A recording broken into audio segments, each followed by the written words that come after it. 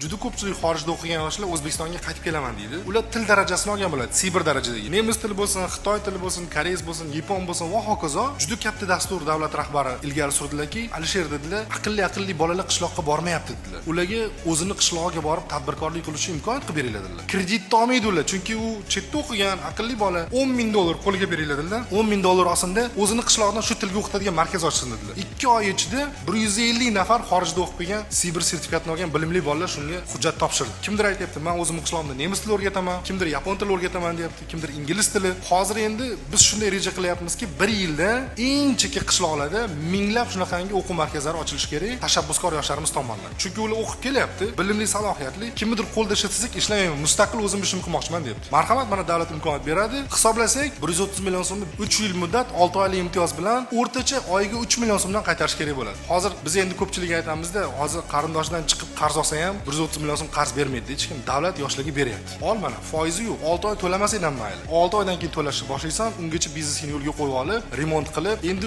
shunaqa xursand bo'lgan, men ko'rdim, chet elda o'qib kelgan bolalar qishloqqa borib dars beryapti. Men qishlog'imga kelib dars berdim. Bitta filial ochdim. Yana ochsam bo'ladimi? 10 ta och deyapmiz. 20 ta och. Qishlog'ingga til o'rgat, bolalar til bilsin, ertaga chetga chiqqanda huquqini bilsin, tilda bemalol gaplashsin, mana shu mamlakatning madaniyatini tushunsin. Borgandan til bilmasdan bizni O'zbekistonni shu uyaltirmasin degan bir tendensiyani tarqatib, kelajakda iloji boricha sizlarga yukni yengillashtirish uchun og'ir qora ishga emas, o'qigani boringlar, bilim olgani boringlar, eng old safdagi shu o'quvchilar bo'lib, talabalar bo'ladigan targ'ibotni qilyapmiz. Bu mana shu til o'rgatish masalasi bo'yicha.